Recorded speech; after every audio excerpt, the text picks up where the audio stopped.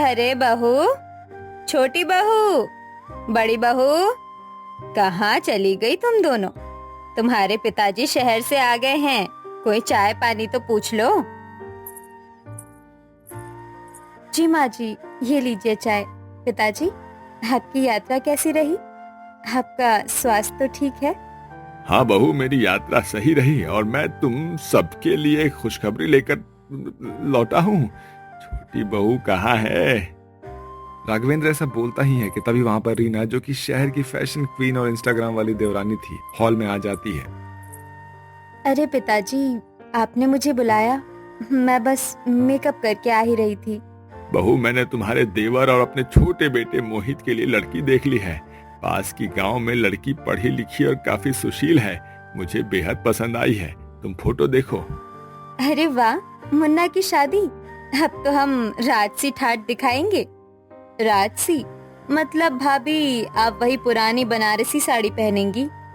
I'll get something designer, imported maybe। अरे बहुरानी कपड़ा तो तन को ढकने के लिए होता है, तन को चमकाने के लिए नहीं। अरे भाभी, तन तो चमकेगी ही, साथ में मेरी फोटो से इंस्टाग्राम भी।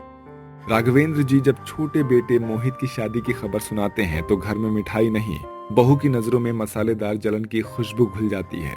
बड़ी बहू सुषमा, यानी गांव की असली मिट्टी से बनी सीधी साधी जेठानी, और शहर की बहू तीखी छोरी, दोनों के बीच पीन चुभाने वाली संवाद की पहली किस्त जारी हो चुकी थी और शादी में कौन क्या पहनेगा इस पर जंग भी छिड़ चुकी थी। अरे बड़ी बहू, हल्दी पीस गई हो तो ले आओ। मोहित कितनी देर से बैठा इंतजार कर रहा है और गांव की औरतें भी आ गई हैं। बस माँ जी, आ ही गई।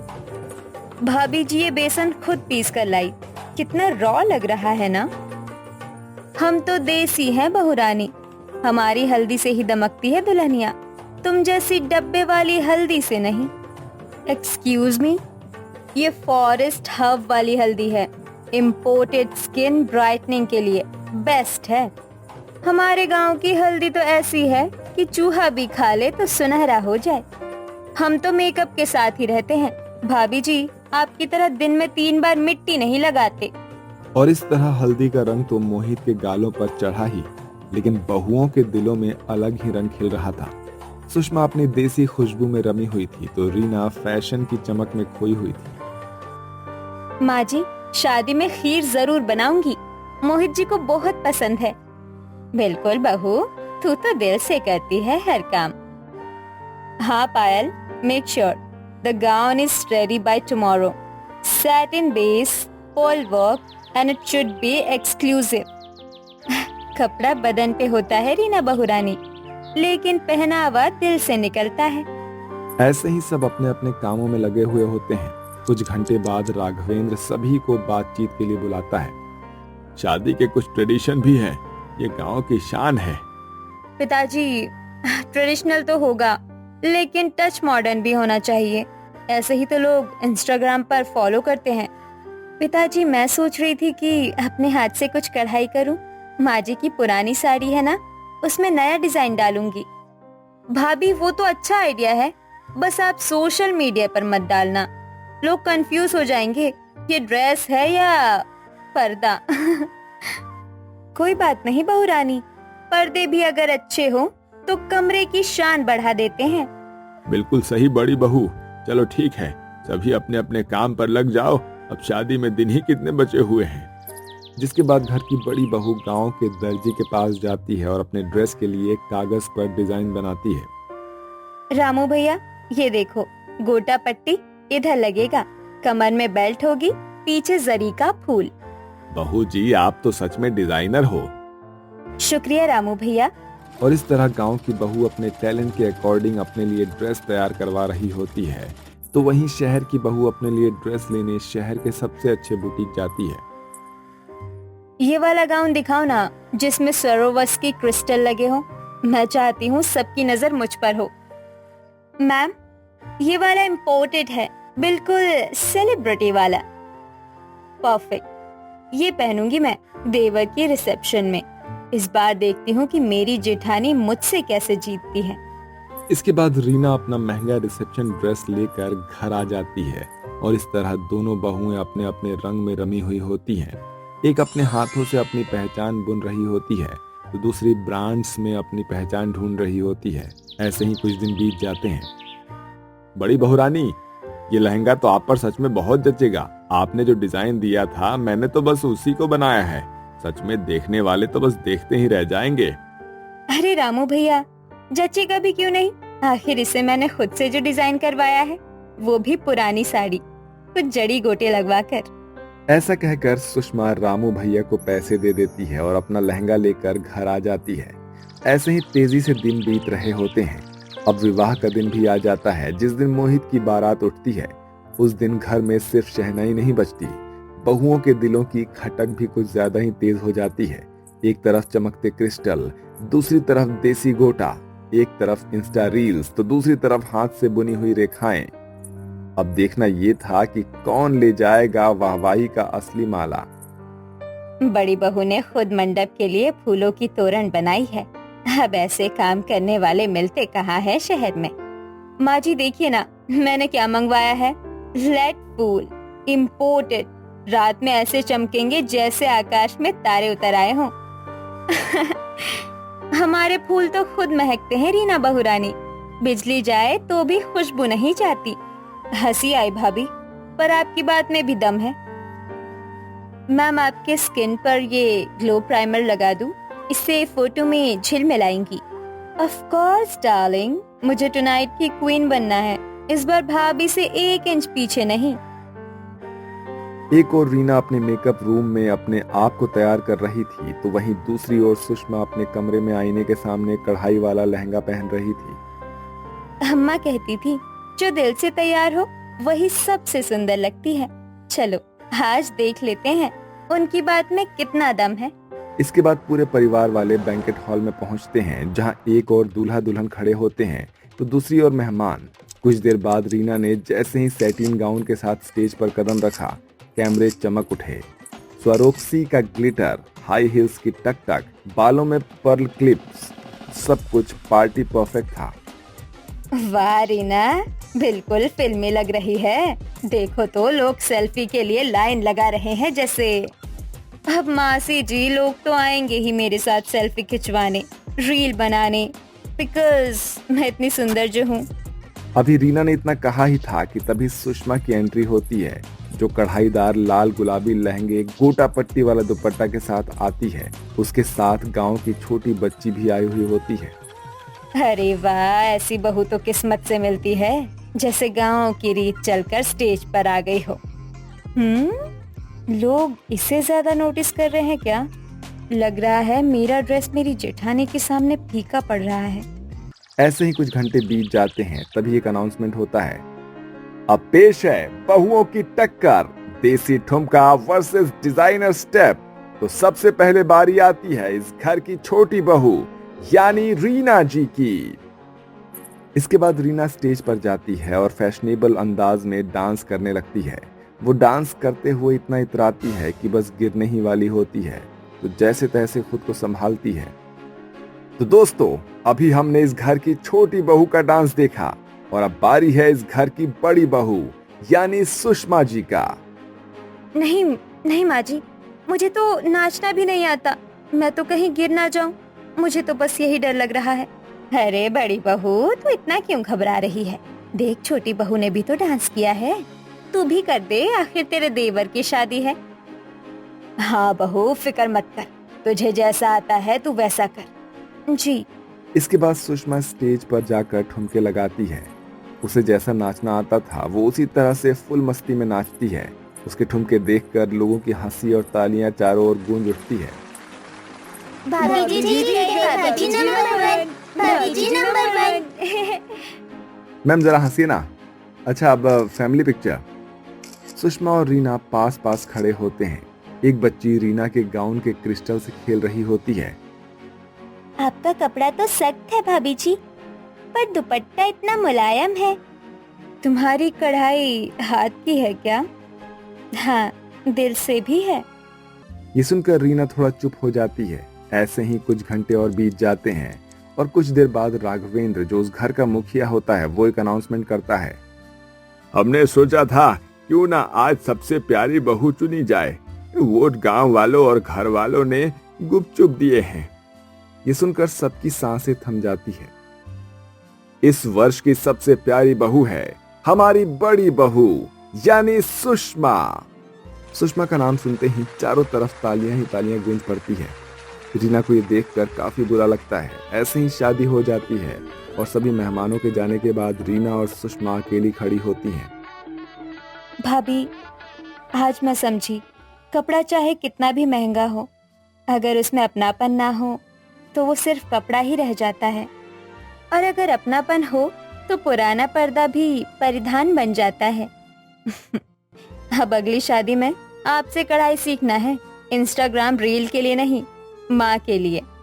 और इस तरह से दोनों बहुएं गले लगती हैं। तो दोस्तों, इस शादी में सिर्फ 2 दिल ही नहीं मिले, 2 बहुएं भी मिली।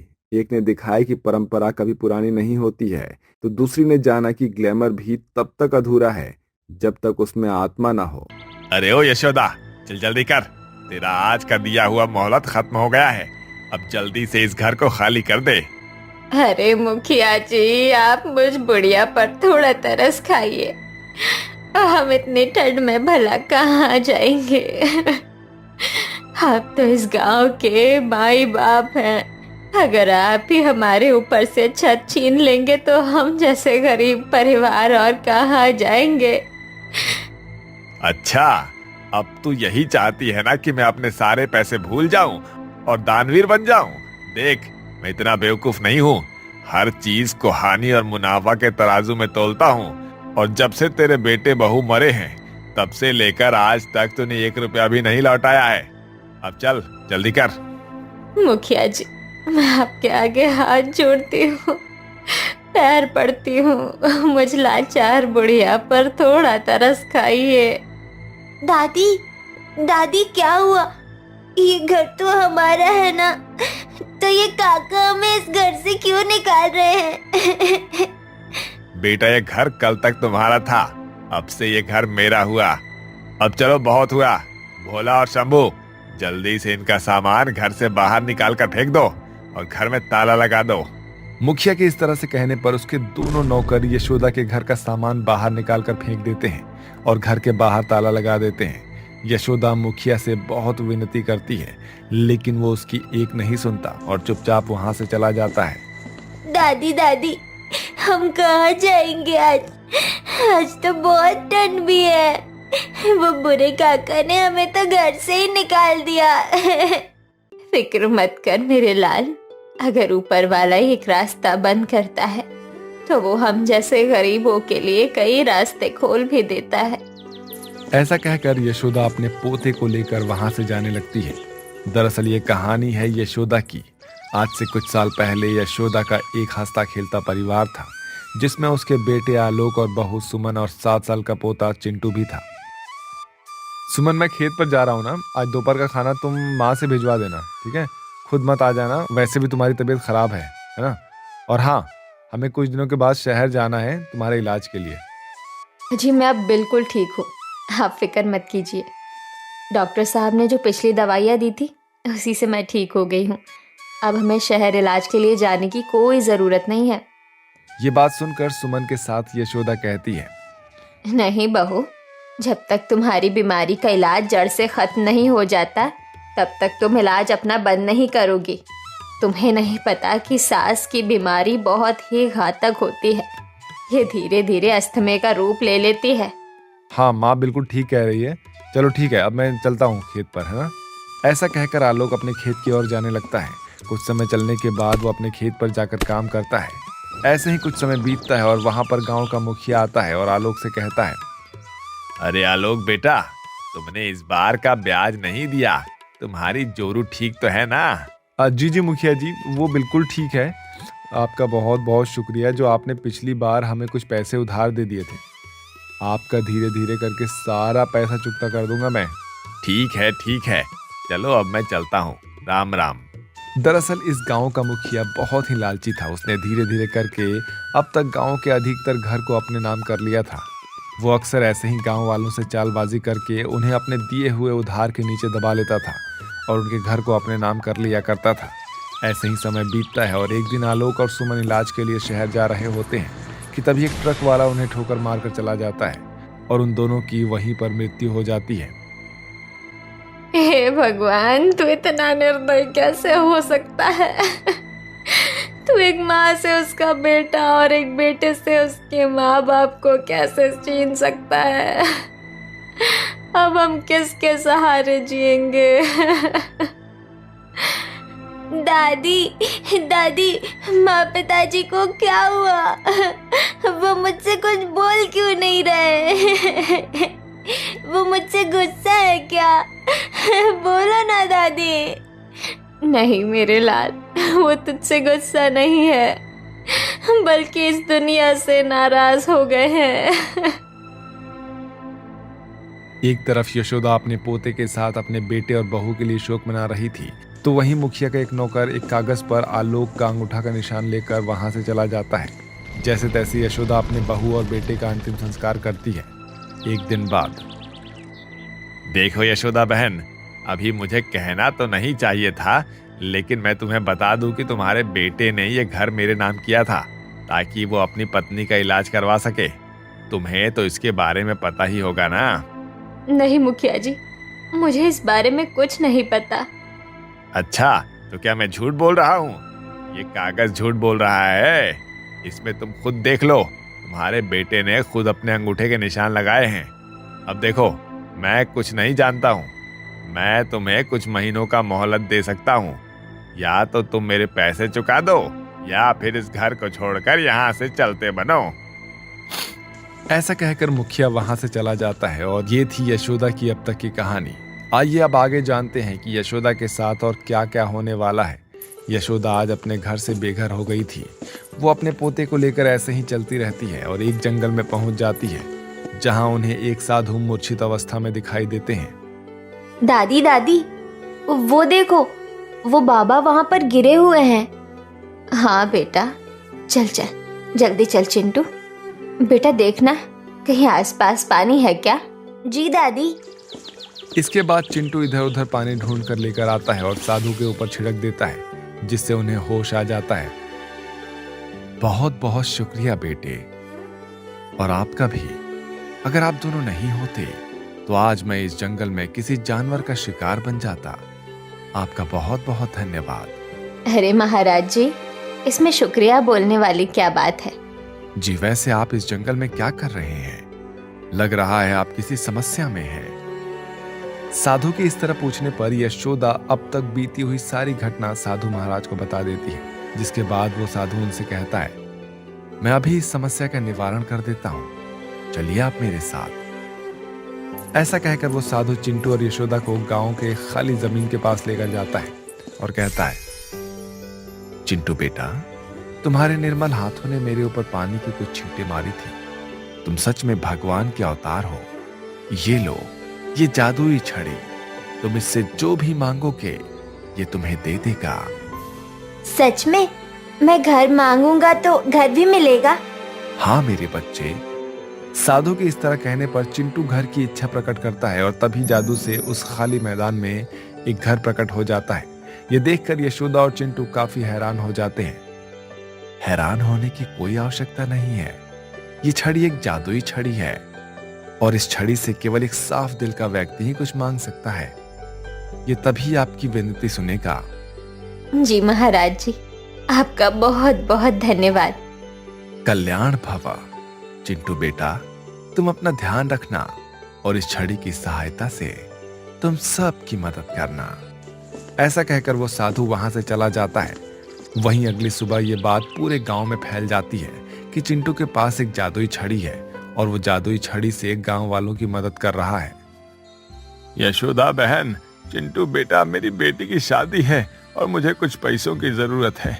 क्या तुम मुझे थोड़े पैसे उधार दे सकते हो? अरे काका, उधार क्या? ये लीजिए, मैं अभी आपके लिए पैसे ला देता हूँ।